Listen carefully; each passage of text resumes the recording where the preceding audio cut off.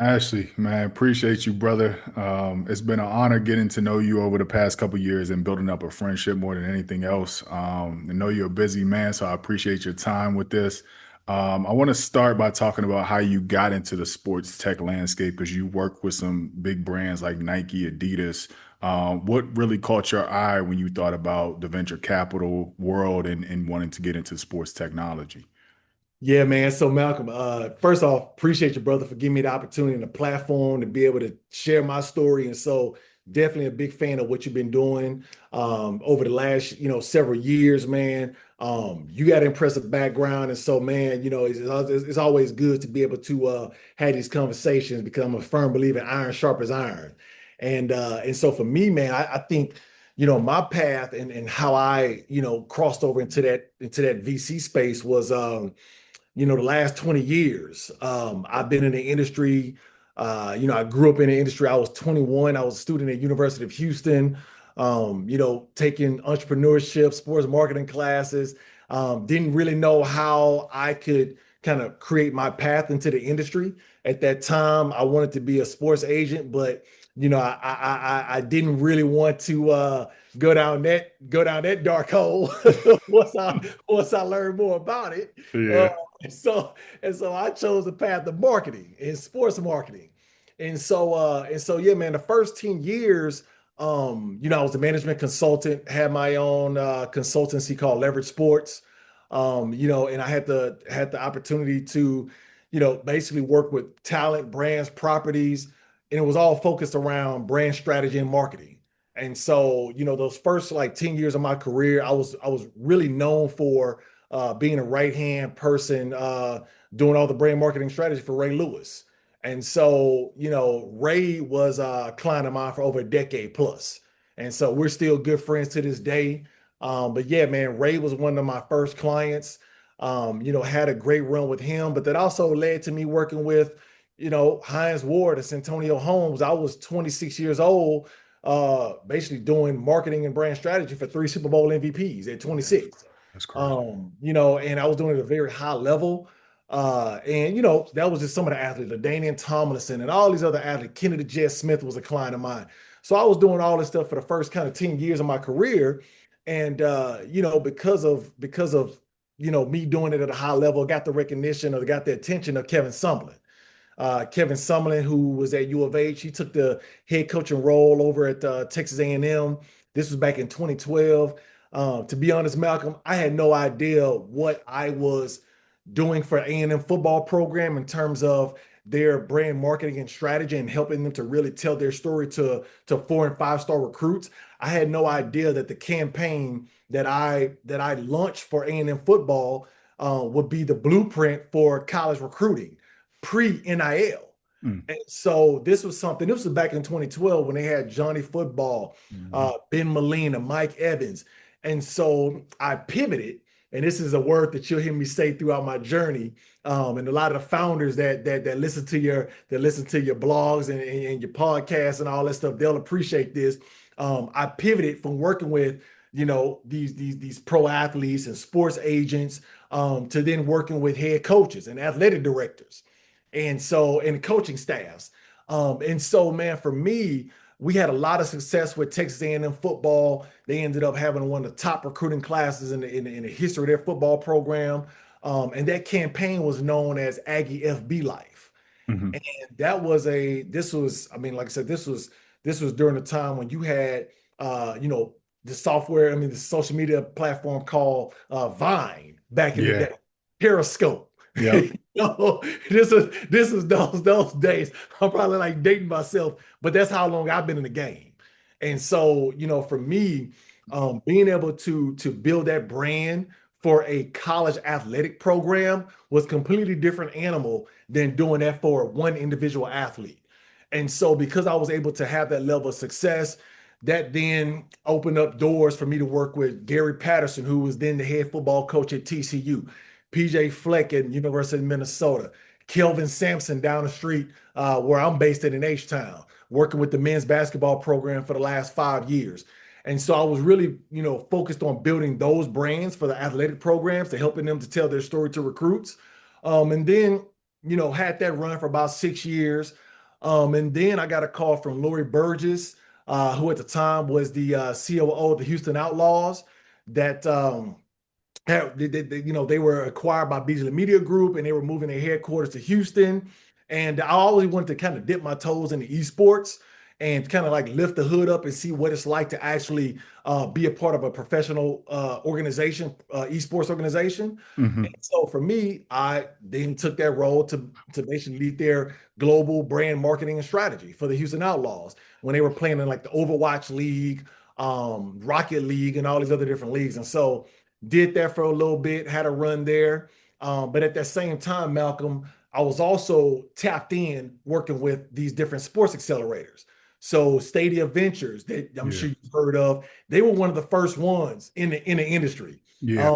for all of this sports tech and innovation over the last several years have been, exploding. They were one of the first. Brandon Janoski, Tim Hayden, Art, all those guys, Joe Pimmel. I was with Stadia. This was years ago, but I was one of their lead mentors, and so that gave me an opportunity to be exposed to sports startups.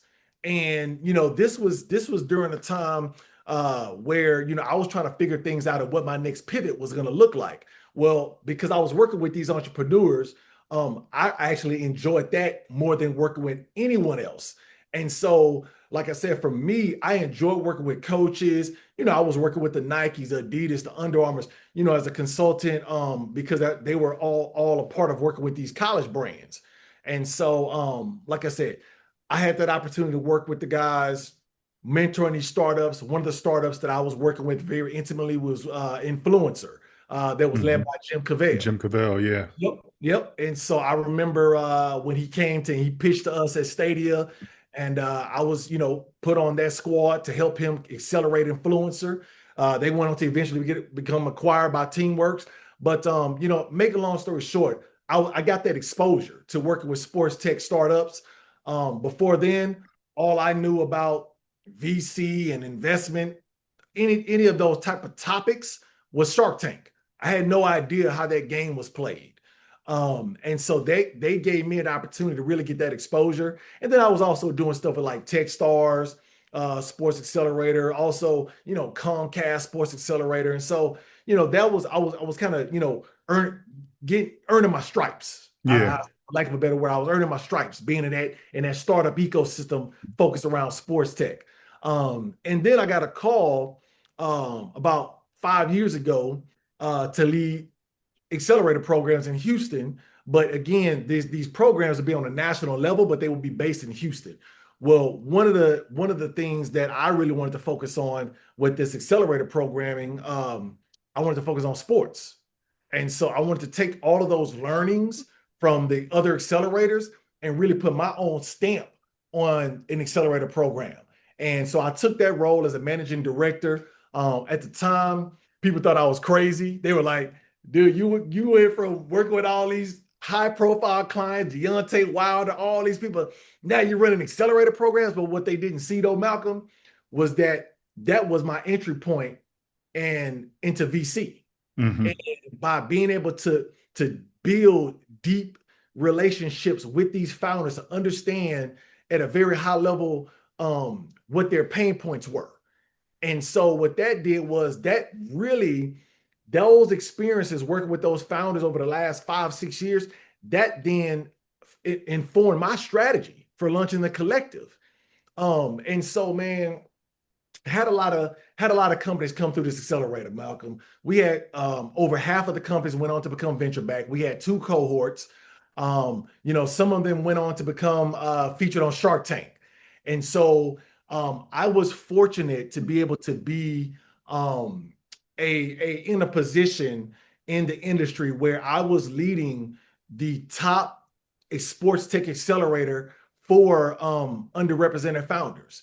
And I'm gonna be unapologetically honest. It was primarily focused on women, Black, and Latino founders, and that Hmm. was purely to drive more diversity in the space because there was a lack of that for the last 6 years that I saw firsthand. Just being intimately in the space, there was a lack of diversity on the founder side, but then also on the investment side. And so I was seeing all of this stuff in real time. And I wanted to really position myself to launch my own fund when the time was right. Well, I didn't know at the time that the founder of Mercury Fund, his name is Blair Guru. Mercury Fund is a venture capital fund based here in Houston that I actually office out of.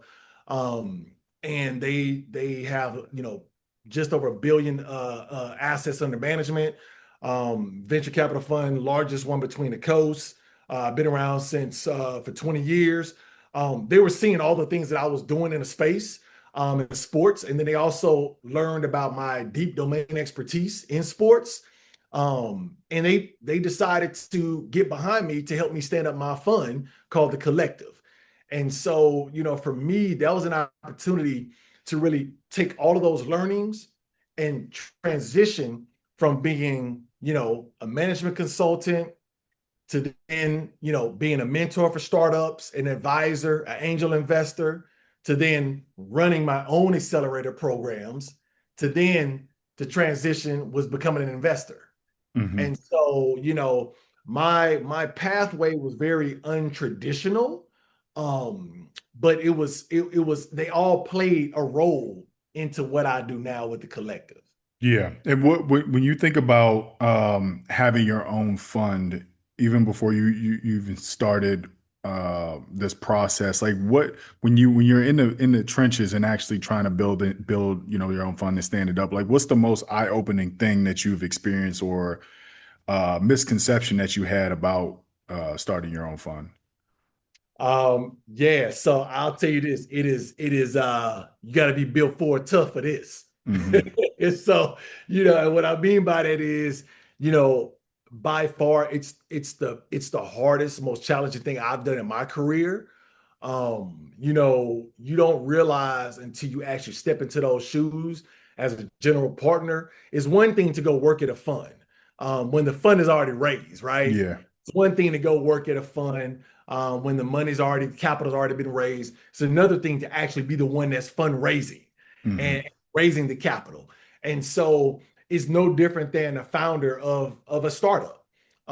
There's a lot of things along that journey that really test your perseverance, your grit, your determination, your tenacity, your passion. If you don't have those things, you don't need to be in this game, because at the end of the day, you're gonna have to make a lot of sacrifices, Yeah. and sacrifice, in all sorts of ways. Sacrifice time with your family. I'm married. I have two daughters. I'm a girl dad. I've sacrificed time with my family to pursue this passion that I have, and that's to make meaningful, sustainable, and necessary change in this ecosystem that I grew up in for the last 20 years. All I know is sports. And so, for me, this is personal in terms of the Collectiv, and being able to really, you know, for me to really like chase that passion is something that it hasn't been easy, but at the same time, I wouldn't change it. I wouldn't do it any other way, because Hmm. it makes the journey that much sweeter. And I think that a lot of times you see things that are in the media. Oh, well, this fund has launched, 100 million, 500 million, 800 million, and you see that, and it's like, wow, okay. You got to put that in perspective. Like, that's a lot of money to raise. Hmm. It's going to be a journey. And I don't care whether it's 10 million, 30 million, 80 million, it's all still hard. Yeah. It's still hard. And it's something that you have to be committed for the long term, for the long haul. And if you don't have a community around you, the people that kind of pick you up when you get knocked down, I mean, it's that much harder. Um, Hmm. and so, yeah, man, I've been fortunate to be able to have a mentor in Blair, again, founder of Mercury Fund, to be able to help me as a first-time fund manager to avoid a lot of landmines, and a lot of scar tissue that he's had from raising 5 funds. I look at that. I look at him as the GOAT, and I look at him as like an MJ, and I'm Kobe, and I'm learning all of the things that he's learned along his 20-year career as a VC, I'm able to really kind of learn what what are best practices, what are different methodologies when I'm looking at an investment opportunity. What are the different investment systems and processes, all of those things that you don't really think about when you're launching a fund. Is different when you see when you read the book versus when you actually are Yeah, like you're doing it. doing it. It's Yeah. completely different. Yeah. What type of opportunities are y'all looking for at the Collective? Because obviously you invest in sports technology, but that's a pretty broad term as we think about it today. So what, I guess, subsectors or verticals within that are of most interest for the fund? Yeah, so for us, man, so we're looking at, anything that falls in a human performance, vertical, fan engagement, stadium and venue innovation, emerging pro sports leagues and franchises. Hence one of our investments, actually my first investment as a founder, a GP, was in Cell GP in the Team USA. And so, we're looking at those different verticals. And I think that, when you talk about sports innovation, I feel like we're at the first inning of all of this. You're seeing things like, the San Antonio Spurs doing a partnership with OpenAI that was led by Charlie, Jordan, and those guys that run strategy and innovation with the Spurs. You're seeing them doing partnerships with OpenAI, and now that's on the radar of every NBA team now. And this was just in less than a year. And so you're seeing all of these things going on, and it's something that's really exciting. But I think there's also, because it's so exciting, there's also a lot of hype as well. Hmm. Um, and you see so many leagues popping up, and it's I think as an investor you have to be very you have to be careful not to fall into the hype, and to really look at the things that really make that opportunity a great investment, beyond just the bells and whistles that you see in the media, and really Hmm. getting down to the nitty gritty and figuring out, what does that product look like? What is that product roadmap? What are those, what are what are those, what does a team look like? You Hmm. know, all those different things. What does your go-to-market strategy look like? There's so many different things, that factors that go into investing that we look at. And so, yeah, so from our perspective, man, yeah, those are some of the different verticals that we're looking at in terms of investments, out of this first fund one. Hmm. Obviously you mentioned like the number of athletes that you've worked with over the years. Is part of the mandate or the priority for the Collective to help athletes get into startup investing? Because I believe Kayvon Thibodeau is a venture partner to the firm. But is that important for you guys? Like, what is that important, and if so, why? Yeah, so it is important. It's important, to me, it's important to our team. So in my previous life, I also had the pleasure of educating, some brilliant young students at the collegiate level. I was a professor over at the University of Houston, as well as HBCU, Texas Southern University, that's across the street. And so for me, education was always something I was passionate about: education, technology, and entrepreneurship. And so, yes, when I launched the fund, I wanted to make sure that we were able to educate and use this platform to educate the people that's in this sports community, that are the athletes, the executives, the advisors, all of these people that make up this ecosystem. That was something I really wanted to be able to be a pillar, that's a part of our fund and the things that we do, which is why we launched a nonprofit, the Collective Sports Foundation. And so through that nonprofit, we're going to be doing a lot of the education, around, venture and investing, and what does all that stuff look like? Because a lot of times, a lot of my friends that are in this ecosystem, they don't know what they don't know. Yeah. And I used to be that person too. And so I can really empathize when you go into a room with a VC and they're throwing out all these different terms and lingo and cap tables and term sheets, and it can be very intimidating. And, because I've been on the front lines of that, working with these founders, I also wanted to make sure that not only were we educating these founders, but we were also educating our investors as well. And so that's a value add for the people that are part of our fund, is that we hold these workshops where we educate them on venture investing. And so yeah, man, that's something that's been it's something that's important. I think that a lot of times, a lot of my friends that are in the C-suite across teams, leagues, brands, agencies, startups, um, they don't know what they don't know, and they don't know a lot about it because they're not exposed to it. Just like Yeah. how I was exposed to it. I was only exposed to VC through Shark Tank. And until I Mhm. actually met a real life VC and I saw these guys, and when I saw it, I was like, okay, I see it, I can believe it now. And so yeah, so that's just, make a long story short, man, it is something that's important to us at the collective. We talk about there being a lot of different verticals under that sports tech umbrella, and obviously AI is everywhere, and it's going to permeate through the industry as well. If you had to bet on one vertical within sports tech over the next, like, let's say 3 to 5 years, where would that be? Like, what are you placing your chips on? Man, I think I'm gonna just say it. I think human performance. Mm, I think when you talk about how AI can completely democratize access from the pros all the way down to youth sports. When you talk about anything that has to do with human performance, and you break that down, when you got injury prevention, you've got recovery, you got all these different, different sub verticals within human performance. And I think that when you look at that vertical, I think it has massive growth potential. And this is just in addition to, of course, everybody's going to say fan experience, fan engagement. yeah.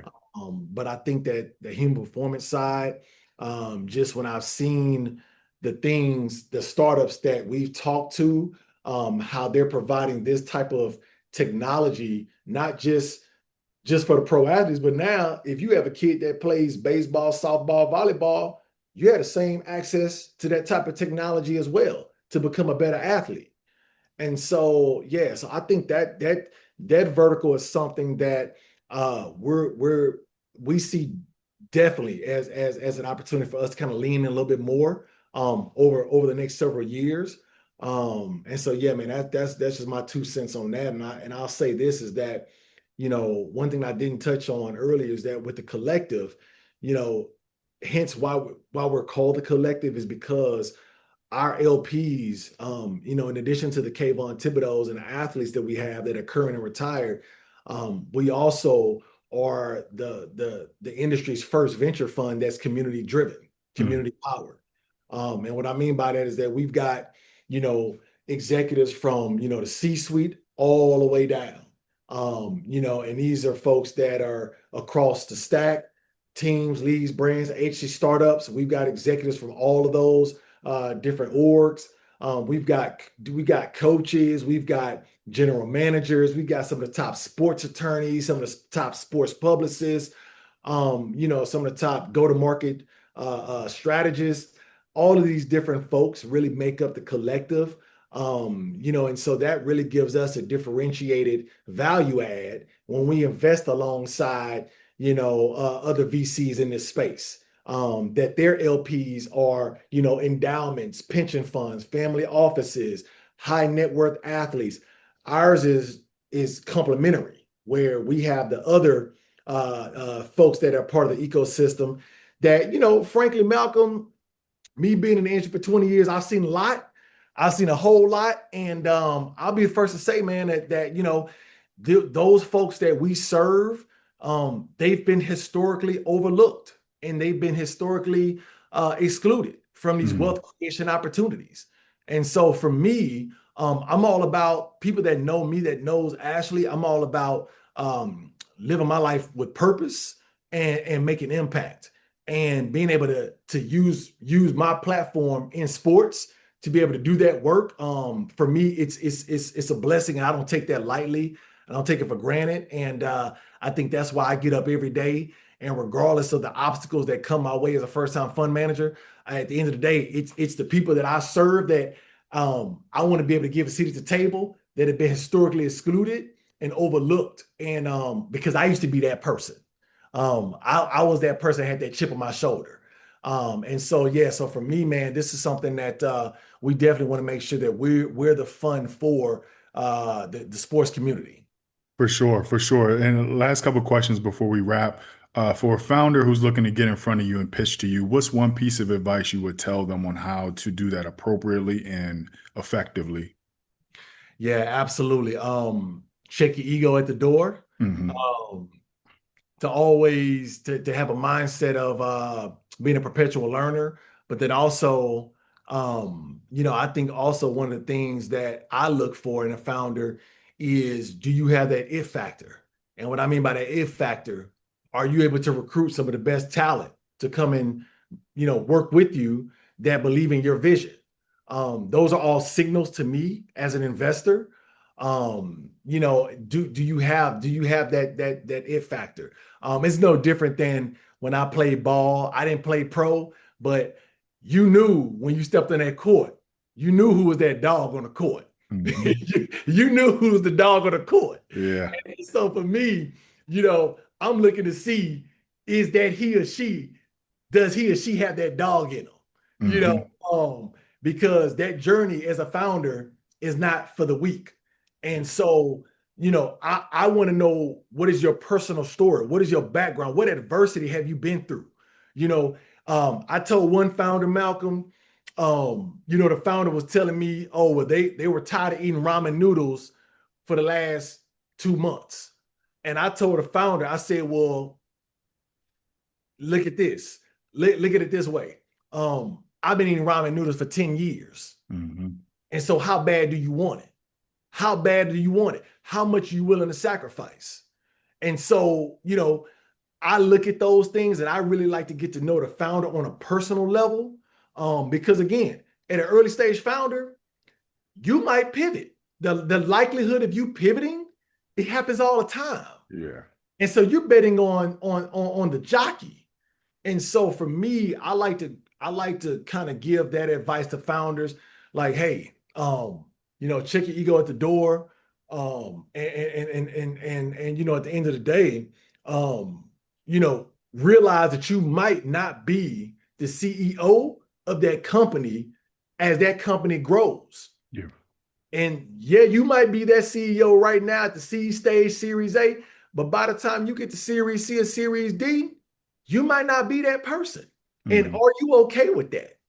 Are you okay with that? And so I like to have those hard conversations with those founders when I'm having those conversations, to just kind of learn more about them beyond just the product. Hmm. Ashley, man, this has been great, man. It's always great connecting with you. Lastly, can you let everybody know where they can learn more about you and learn about the collective as well? Absolutely. So definitely hit me up, reached out to me on LinkedIn. Ashley Dewalt, like the power tools, Dewalt. So definitely feel free. They can reach out to me on LinkedIn, but also you can check out the website, the Collectiv .vc. And so, you can check us out on there. Like I said, we're getting ready to launch, revamp our website, some new marketing collateral and things like that. And so, yeah, the best way is to just reach out to me on LinkedIn, and yeah, and just, definitely keep you guys posted on everything that we got coming up. And definitely, Malcolm, it's a pleasure to talk with you, brother. Always great catching up with you. We got a lot of exciting things that I'm going to share with you later on down the line, later on this year. But yeah, you'll definitely, man, definitely gonna be one of the first phone calls I make to share that exciting news. My man, appreciate the time, brother. Keep up the great work. Absolutely.